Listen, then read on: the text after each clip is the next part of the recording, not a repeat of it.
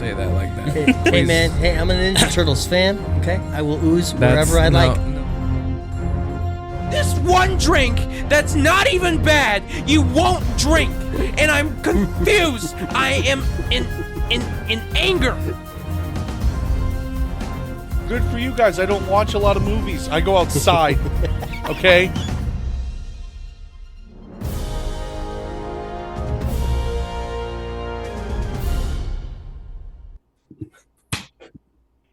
Hello and welcome back to another episode of the Too Many Words podcast. I'm your host, Isaac William Joseph. Across the way from me is my best friend, Jordan Van Cleve. And for the first time in a very long time, and probably for the first time ever, like doing this properly, we are in a Zoom call with very special guest, Tomi Trembath. How are you doing, Tomi? Hey guys, I'm doing real good. Yeah, glad to be here. Glad to be doing a Zoom interview on something that isn't my own show. So thanks so much for letting us do it remotely and saving me a trip to Des Moines. Yes. We are so happy to have you. It's not very often. Well, we get mixed reviews, but it's very cool always when people are like, "Hey, can I be on the podcast?" And it's always, "Hell yeah!" And so, super happy to have you. Learning more and more about you. The cooler I've learned that you are truly. And so first things first, Jordan, what's the date and time, sir? It is Monday, August 12th. It is 10:07 p.m. Heck yeah. So Tomi, you're going to pick up on how we have a lot of traditions and we try to uphold them and honor them every single episode with segments. But we're also a little bit all over the place sometimes with it. So bear with us with our super unprofessionalism mixing with your professionalism. But Jordan, do we have a word of the week to honor Too Many Words podcast? Yeah. Give me a second here. All Sorry, right. I was doing some of my other episode things.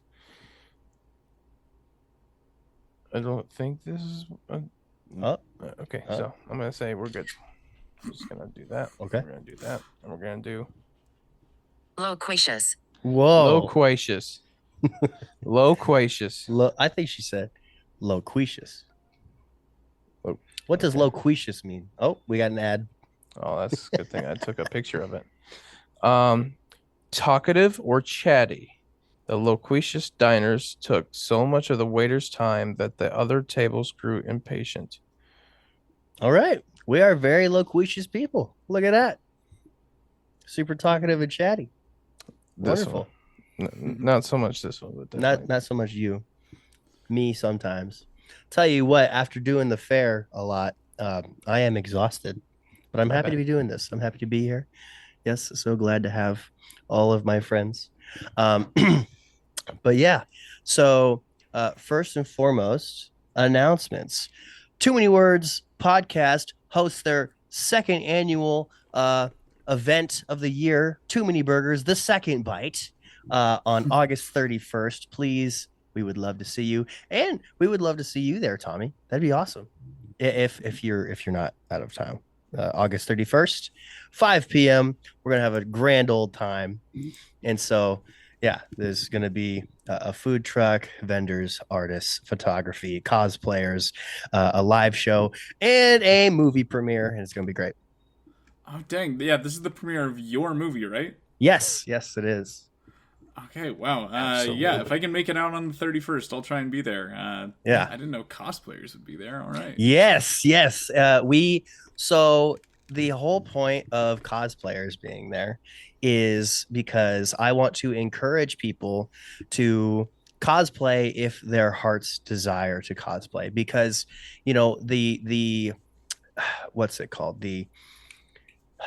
how you're supposed to dress. The dress code is wear something that references the movies, even if it's something as small as wearing a Star Wars t-shirt.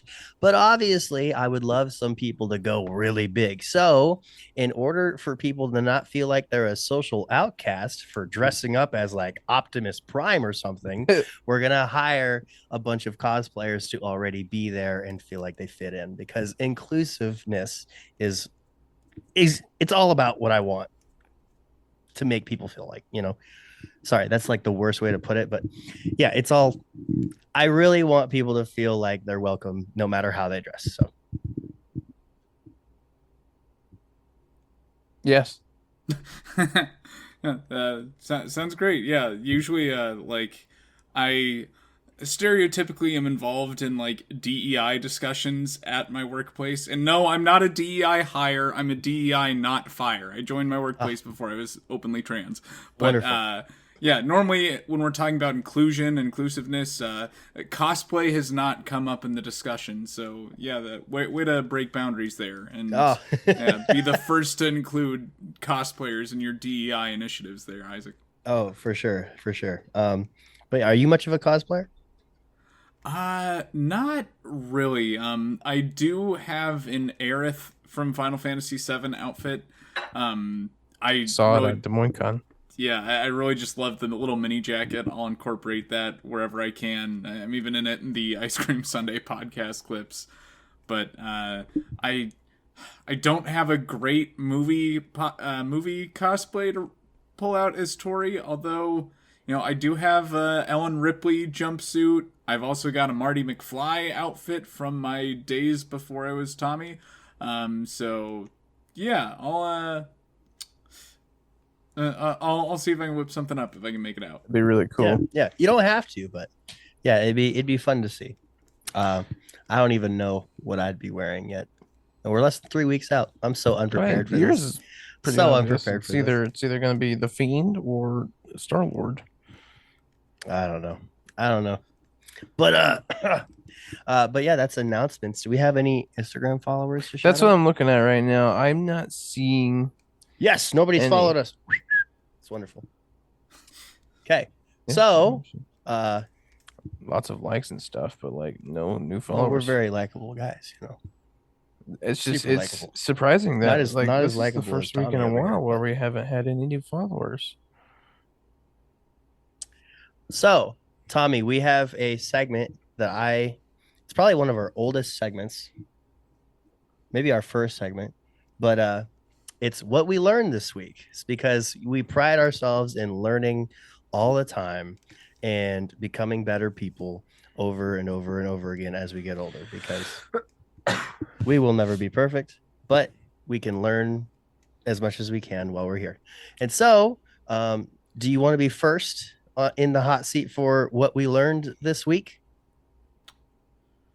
Ooh, how about y'all go first? Since yeah, I've not done this before. I haven't thought of something I've learned. All right, go ahead, Jordan. Why do you always do this? I always do this just because. I ain't got none. Okay, why do you I got got- nothing? You got nothing. I ain't got like none every yet. You week. gotta give me a You're second. part of this podcast, and you got nothing. You every think week. I prepare? You'd be wrong. Okay. Well, this week I've been learning more and more about the Iowa State Fair and stuff like that. Tell you what, the beer tent and the bud tent often get mixed up for me, and I finally figured out which one is which today. Because I learned it the hard way. Because I had a friend that was like, "Hey, stop by my concession stand. I'll give you some free food. We're right across the street from the bud tent." I'm like, "Okay, great. Where is the bud tent?" And so I think it's the beer tent that's way southwest on the fairgrounds. And I walk all the way over there. I don't find her concession stand. And I'm like, "Oh, okay." And then I Google search the Iowa State Fair, the bud tent, and I'm like, "Oh, shoot. My booth was right next to that." So I got to walk all the way back across the fairgrounds. And yeah, I discovered that that's the bud tent, not the beer tent. Yeah. Yeah. Sometimes we learn stupid things on this podcast. It's not always like something super intellectual. Sometimes it's I'm already an idiot and now I am less of an idiot. So yeah. I've got nothing that I learned today since it's been a pretty slow one, but I'll go with the most recent fun fact I've learned. Yeah. Let's see. Are y'all familiar with the graphic novel Mouse by Oh, Art yeah. Spiegelman? Yes. He is. Yeah. I'm not. Yeah, It's it's like World War II German thing. Yeah, it's like one of the most important graphic novels of all time. It's like a depiction of Art Spiegelman's father or grandfather in the Holocaust, but all of the Jewish people are depicted as mice, and all of the Nazis are cats. Americans are dogs. But yeah, like it's one of the big graphic novels that got comics like taken seriously as an art form. I just found out within the last week or so that the creator Art Spiegelman, who's known for as like one of the greatest comic creators of all time, also co-created the Garbage Pail Kids. Really? Maybe the trashiest media of all time, and that's great. I love that for him. I do like that. So he's a writer or an artist or both? Yes. Both. Okay, Yeah. great. Because like I remember reading a little bit about Mouse in middle school. I definitely need to revisit that. It is really like one of like the biggest pillars of something like that per se, because I can't just say it's a graphic novel. I can't just say it's like a timepiece or whatever, but it's really a unique experience and it's special. I feel like I should know more about it then. I've probably I bet you if I've seen it, I I'd promise probably you there's recognize it. copies at the Half Price bookstore. I saw it last time. I'm certain there is. Half Yeah. Price Bookstore has like literally everything. Yeah. What are your thoughts on Half Price Bookstore, Tommy? I think it's a good place to buy books. Mostly, I think its graphic novel prices can be a little bit bogus. Their books are not half price as advertised. They also don't give you shit for trading in your own books. I've known a couple people that have worked there and haven't loved it, but haven't like hated it. It's a fine establishment, but like see if there's a local used bookstore in your area first. I think for most of your book needs, because like that's where you can find a lot of good like dirt cheap books, and like there'll probably be like a dog or something there. At least there's one a mile from my place with a nice old couple and a dog that you can pet, and like Half Price Books is sorely missing in the dog department. Gotcha. That was actually a really thorough take, and I really appreciate that. That's great. Okay. Up next is our. I learned that. Oh yeah, you learned something.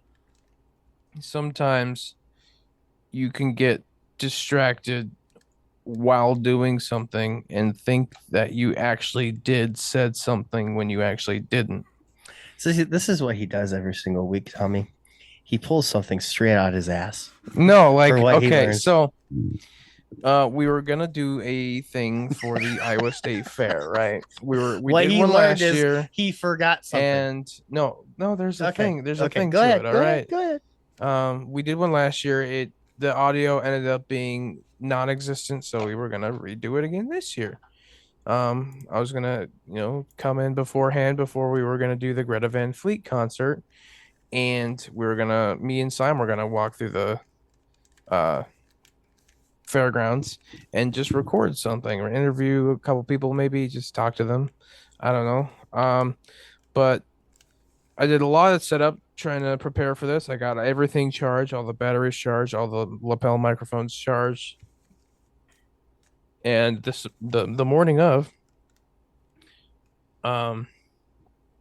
I took out the SD card that I was using to test the microphones in the footage because it's not a big enough SD card. So I took it out, took it into the office, literally to switch out with the proper SD card because it's right there, it's in there, and then apparently I just didn't get the right SD card. All I did was put the other one in there, and I did not grab the other one.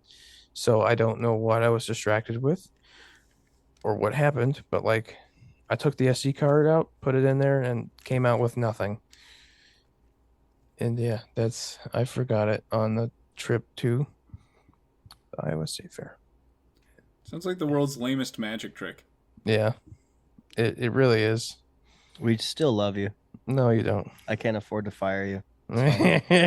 We still love you. But yes, that was what we learned this week segment. Up next is Get Your Lips Wet. Wait a second. What are we at? 10:20? Okay. We have no Get Your Lips Wet this week because I'm poor. I can come up with something really quick. Nope. Water. Tommy, what are you drinking over there? Let's see. I've got a little peach tea in a cup, and I'm a double drink kind of gal. I've also got my Contigo water bottle, keeping my water cold, and it's decked out with stickers from my comic, Yes, When We Transform. I see that. Live now on Kickstarter. You can get them. They're like one of our cheapest add-ons, and they're really freaking cool. A little artist named Radiant Nick Anger did them, and I freaking love them. I'm putting them on everything, and yeah, drink water, buy stickers, support When We Transform. That's all I got. I like it. Yes. I'm becoming more and more aware of what time it is, and so I'm gonna set a timer for 25 minutes because we're going to respect yo bedtime of 11 p.m. We got you, Tommy. Oh, Jordan just made something. Tommy, what would you rate your drinks? My peach tea has its ice melted right now, so I mean I'd give it like a 4 out of 10 at this point, Okay. but it was a solid like 7 earlier when I made it with dinner. The water, thanks to the fine folks at Contigo, is still as cold as it was in the fridge, so that solid 10, giving me life-giving nutrients and a nice, pleasant temperature. So yeah, water, I can get behind water, especially if it's cold. You know, you were born to be a podcaster. I want you to know that, because I think the best part of what? You were born to be a podcaster because she just like did a sponsor. Yeah, No, actually, I think it's because we have opinions, and a lot of people are just like, oh, why don't you like this? Oh, because I don't. But you need to have an answer for why and why you don't like things. And so far, you have had thorough answers for a lot of things that I've thrown at you, and it's been great. Yeah, you're right though that God made me a podcaster. I was born to be a podcaster, so much so that God gave me this beautiful baritone voice and forgot to make me a hot woman. So I had to do that part myself, and now I've got the best of both worlds. It's just a little tough because like I don't really do the video podcast thing, so I'm coasting fully on my sexy voice like James Earl Jones. No one knows that I've got this gorgeous hair and beautiful face. Like I gotta make the most of it when I make an in-person appearance to be like, hey, I gotta rock the looks now because I'm not getting to coast on these anywhere else. No one knows what any podcaster or comic book writer looks like. This skill is wasted. Oh man, I really loved how you put that. That was great. that was funny. Oh man, but yes. So, Tommy, how? Tell me about your podcast specifically. Like, what's it called? How often do you post? Like, what is yo thing for your podcast? Gotcha. So I do 2 podcast series. The one that I do more regularly is Transcending Comics. It's the first and only podcast dedicated to trans representation in the comic book industry.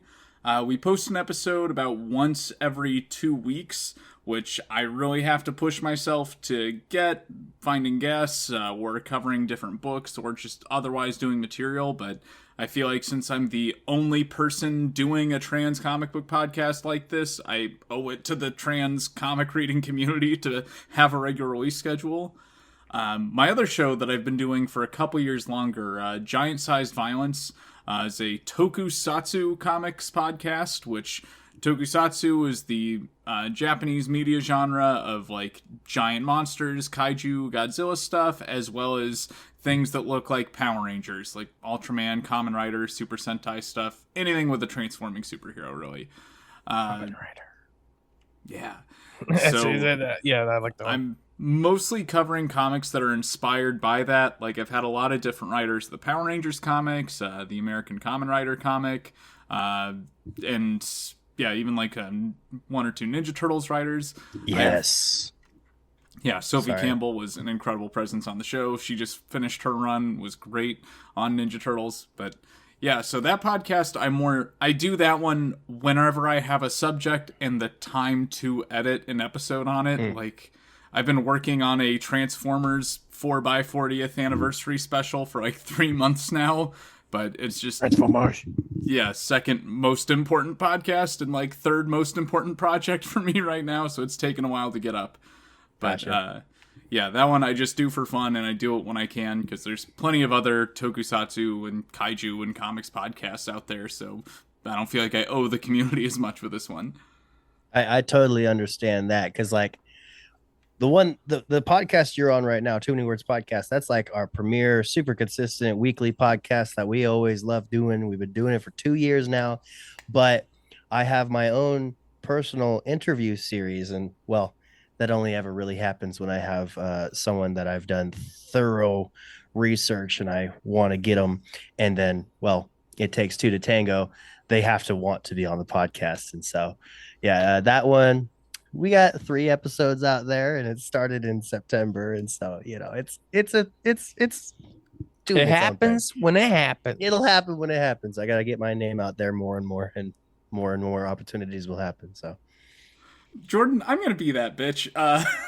Were you checking show notes, or were you texting just now? I was not texting. I was he does have his I notes open. He's got a researched- checklist for our segments. I researched Sophie Campbell. That's what I was doing. Alright. Sophie Actually. Campbell. I was Well, like, that's I've pretty heard good. that name. Jordan is on his phone a lot during the podcast. Go to any episode. This is It's true. wonderful. I am not Yeah, bashful. you should grill about it. into him if you want to grill into him. Okay, I've been trying to for a very long time. Okay, It's just a lot of times something will come up and I'm like, what is that? I want to know more about that. Or like, I've heard that before. or Armin will Snapchat him, and then he'll be like, "Oh, what's Armin up to?" You know. Well, see, That's the thing. When someone messages me or speaks to me, I'm not gonna like disregard them. I can't well, do Tommy's that. talking to us right now. Yeah, I guess you that's can true, that's ask true, me. that's I true. will gladly tell you all about Sophie Campbell's work and I guess true. her time on Gem and the Holograms and her love of Gamera movies. Like, come on, I'm right here. I'm a wealth of knowledge about This is true. pointless subjects and interesting people. So come on. I also So- try not to interrupt people, but Oh. something of which I literally just did. It's okay. Oh my goodness. Tommy, something that I've actually been wanting to talk to you about. So I read in your little thing that you've sent me. So DC Comics has a trans hero now. Couple of them, yeah. Couple of them. How long? How long has that been a thing? So it depends on what we're talking about here. So DC's first like trans-focused graphic novel, Galaxy: The Prettiest Star, came out I think around like 2018 or 19, but that was just kind of its own standalone graphic novel. That character's barely appeared elsewhere, but even longer running is their most recent trans superhero character getting the spotlight, Dreamer, who originates from the show Supergirl and was played by Nicole Maines, who's gone on to actually write almost every comic appearance of the character as they've integrated her into the DC universe. And she's just like an awesome figure as an actress, activist, and writer. But as far as how long this has been going on, if you go back to the 90s, DC was the first like mainstream comics company to hire an openly transgender writer of Nice. Rachel Pollack, and they even celebrated her this year with a little celebration issue and Pride Month. She passed last year, unfortunately. But, Oh, okay. she was the woman who took over Grant Morrison's run on the Doom Patrol and kind of followed that up. And in the first issue, introduced a really cool trans character named Coagula, who's like the first trans superhero in mainstream comics. So you could say that this has been going on since the 90s, if we're talking DC. But Okay. yeah, it's only recently that they're starting to focus on this and actually give a couple of these characters their own books and miniseries. Okay, cool. I'm gonna use you like the well of knowledge that you have stated to be. I'm starting to believe you more and more about the history of this stuff. So like, what's Marvel's history like with trans characters? Worse. Oh, Yeah, I mean, there's some cool stuff. Like, I like things they've done with Mystique. Like, this year they revealed that Mystique is Nightcrawler's dad rather than his mom. oh, And I think okay. that's pretty rad. But let's see. They also have given some trans creators some cool spots, like Vita Ayala. She was just writing New Mutants for a while. Then another trans writer, Charlie Jane Anders, took over, and she introduced a trans character to the New Mutants line. But yeah, Marvel hasn't really done much as far as like giving a trans character their own book. Like one of the closest things we had was a New Warriors comic that sounded admittedly very pandering. Like the heroes on the team were going to be called like Snowflake and Screen Time, and the backlash was bad enough that like the book got canceled before it launched. Side note, I really want to write that book though. I have a pitch for it, and that's the story I want to make. But I think there was at least a non-binary character on that team. But yeah, like I said, that book didn't happen.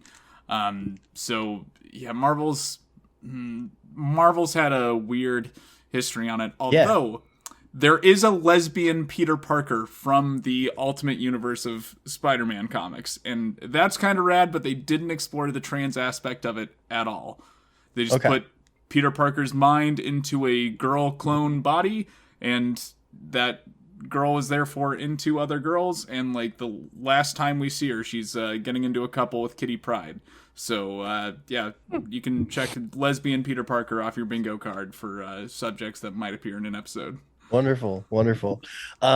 Okay, so when it comes to outside of graphic novel writing, would you ever want to be in a writer's room for a Marvel movie that does involve character work on a trans character?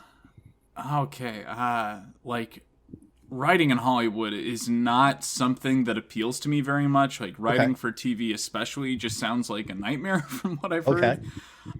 If the opportunity presented itself to write for a Marvel movie, I'd absolutely do it. It's just like not exactly a dream of mine. Gotcha. Like, I mean, if it wasn't clear from my podcast and the comic that I've got on Kickstarter right now, like my dream is to write Power Rangers and or Power Rangers comics specifically. It'd be cool to be part of the Marvel team, like whenever they start bringing in trans characters and trans talent into the MCU. I think if I'm being reasonable, I probably should not be the first person that's there. I would not want that pressure to be the first trans writer in the MCU. And also, like, hey, I saw the feedback of the Marvels. I'm not going to say it was a good movie, but I would not want to be a woman attached to a Marvel Cinematic Universe project if it was going to get any backlash for being quote unquote like too woke. Yeah. I saw the Marvels. I loved it. It was a great movie. One thing that I've picked up on, especially when it comes to pop culture sections of life that I'm super into, the worst part of like pop culture fandoms is the fan base, no matter what you're in. And so, you know, I'm a Marvelite, as they call it, but there's a lot of Marvel fans out there that just a reference to an Ice Cream Sunday podcast episode title. Nobody hates wrestling fans more than wrestling fans, you know, stuff like that. And so that's just what's gonna happen. But I really want you to talk to me about what we talked about at Des Moines Con, which is these it was either color changing or glow in the dark comic books. Is that correct? Yeah. Let's see. I'm trying to think, like, do I want to grab one for the video or nah? It will not come out well if we make a promo out of it, so it doesn't matter. Yeah, I'll hold off on grabbing them for now, but yes, so I have a comic book that I mentioned that's live on Kickstarter right now. That's a first of its kind color-changing comic book. At least its special edition is at the higher tiers of backing the book. There's normal editions below that, but some deep comic fans have maybe seen blacklight issues of books, like Kyle Higgins' Radiant Black did a couple issues like that. There's been one or two other cases before that of blacklight reactive comic books. This is kind of taking that to the next level, though. I partnered with a company called Colorometry Lights to make this happen, and they're a company that's really only taken this artwork and art style to music festivals. Like, I met them at Electric Forest last year. We're walking past all the merchants, and someone comes up to my partner and I, and they're like, hey, you gotta check this out. We got, like, this free, sober, psychedelic experience going on. Just hold up this light to the pictures in this room, and things are gonna change. And, like, yeah, they bring us into this dark, blacked-out tent in the middle of a field, and I start holding up this handheld, color-changing light, and, like, yeah, the pictures start transforming and changing pictures. And of course, this was when my edible set in. So I was just thinking, like, anything was possible at that moment. Like, they had some kind of portable air conditioner on the ground. I'm holding the light up to that, just being like, is this going to be like a Decepticon kind of thing? Is this going to change?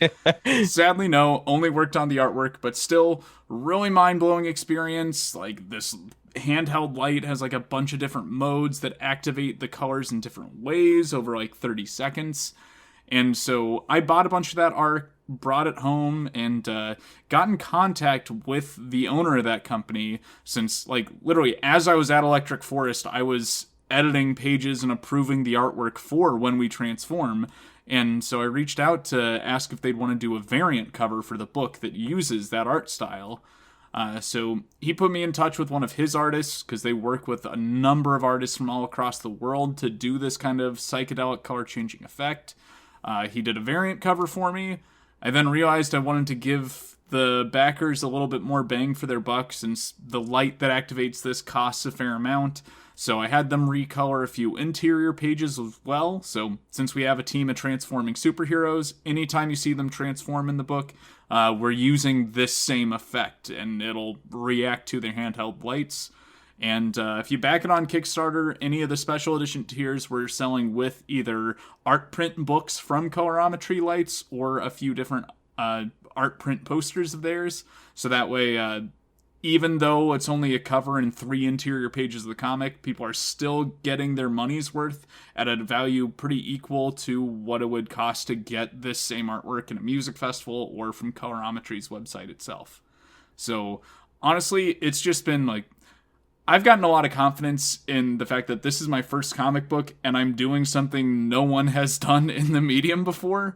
So I'm like, yeah, I'm changing the industry first time out. What up, guys? Steve Ditko, you doing this? Where's your color changing book? Jim Lee? Yeah, I don't see yours changing colors. What's that boring standard books that always look the same? Nah, I'm not going that route, bud.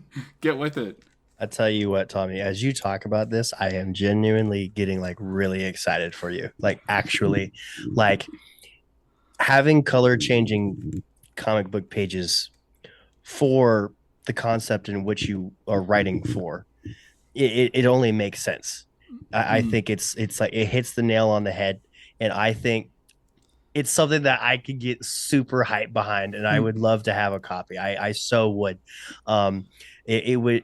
Dude, like, this is like, sure, it's kind of a gimmick, but it's a damn good gimmick, you know? And like, I could definitely see this getting really popular, like really popular. And I so wish success for you in that regard. Like, this is something that could be special.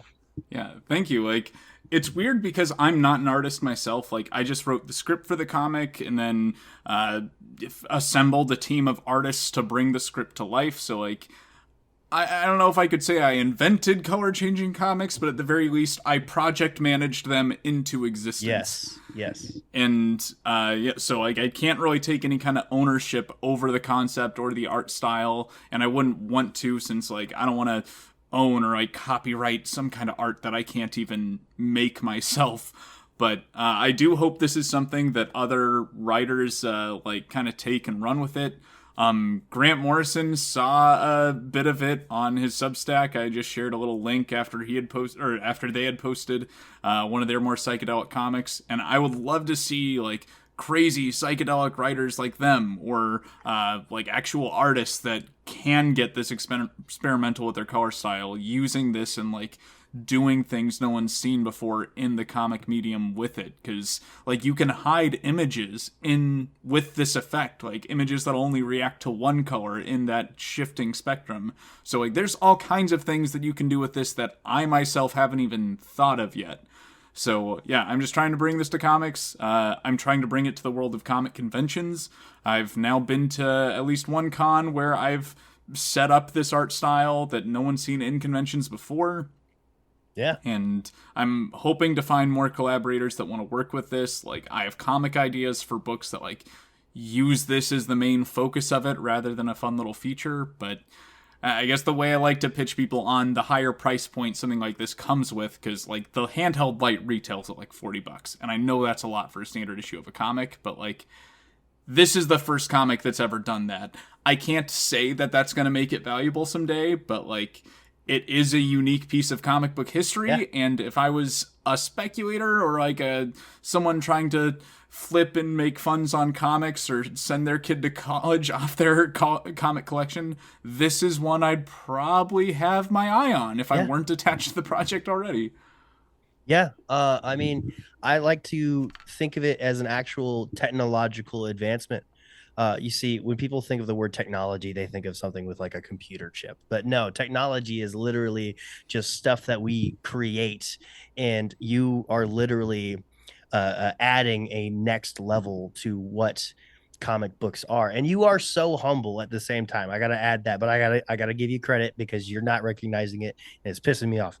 So, see, as a person who is a director, and as a person who sees obviously movies with the director's name on it, a lot of people say, "Oh, they made that movie. They made that movie." Yes and no, Tommy. Without you, this whole color changing comic books thing would not happen. So yes, you have a team of people who are doing those things for you, and they're bringing your idea to life. But without you, this would not happen. And that's why you are the director of this certain project. And that's great. It's my dream to, over the course of my career, sort of fuse the world of music festivals and comic conventions. Like, it's something I've done a bit with my podcasts. Like, anyone who's heard my It's Morphin' Time coming out special, that's like the most psychedelic music festival podcast that maybe anyone's ever made, and that's something I will get cocky about. But within the realm of Comic-Cons, like, there's a lot that people have in common between people that love comic conventions and people that love music festivals. There's just not a lot of overlap between the two, but people like to dress up in crazy outfits. There are acts that they're, like, really hyped about seeing. And there's so much that each realm can affect one another, like the huge interactive art and sets that you find at music festivals. Like, just put a theme on it, make it look like Star Wars or, I don't know, Marvel or D&D stuff, and like comic nerds will eat that shit up. Same with like Ren Fair people. So as I get better at like event planning, find more and more people, make these connections in both realms, like, I really want to be the person that creates that middle ground of the two, like hyping up interesting creators, artists, like in the realm of comics and realm of EDM music and all that, and just like start creating things no one's seen before that mix the things I love about both spaces and all of these mediums I've been obsessed with for years now. Yeah, that's really special. You are legit a pioneer in a lot of things that you are doing and trying to do, like podcasting and making comic books and being the a pillar of being a transgender symbol in those fields of work as well. The only thing I regret is I wish we had more time together. But Tommy, go ahead and plug you, where we can find you, where we can find your work. Pop off. Yeah, so first and foremost, if you're hearing this before August 31st, find my Kickstarter for When We Transform. We're currently sitting at 75% funded, but just today we got marked as one of Kickstarter's campaigns we love. So I'm hoping that helps us give a little boost, as well as exposure to various podcast audiences like your own. As for me, you can find me on X and Twitter, or X and no, fuck the X part. You can find me on Twitter and Blue Sky as at Tomi Trembath. I'm on TikTok as Keymaster Collective, but because I'm a functioning adult, I don't spend a ton of time on there or make a bunch of TikToks. You can find me on Instagram as well. You can look up Transcending Comics for my trans comic work. Look up Giant Sized Violence or at UltraMegaCast on Twitter to follow that.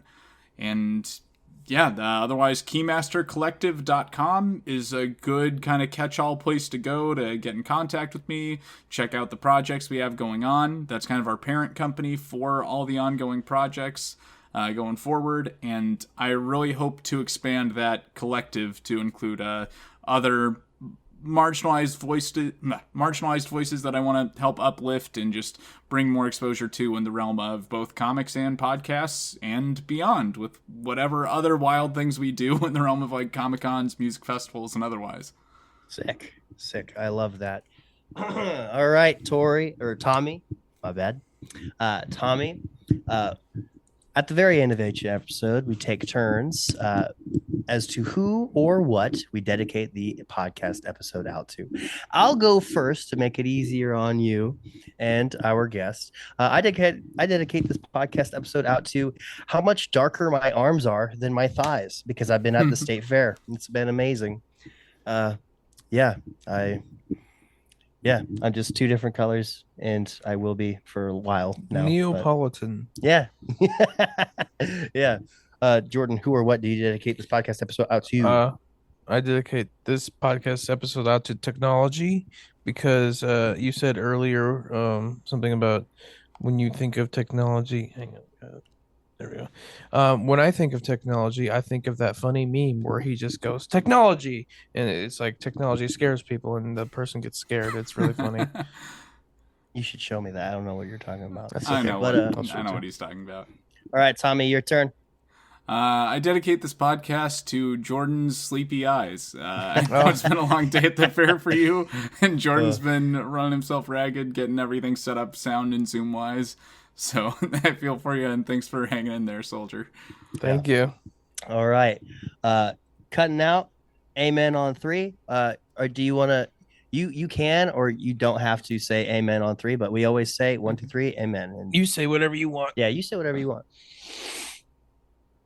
If you're into that. Sure. All right. Oh. What? Amen on 3. All right. 1, 2, 3. Amen. A woman. A woman. There we go. I like Cool. that. Cool. We will cut it there. It was awesome to have you on, Tomi. Oh, I'm having 2 mics.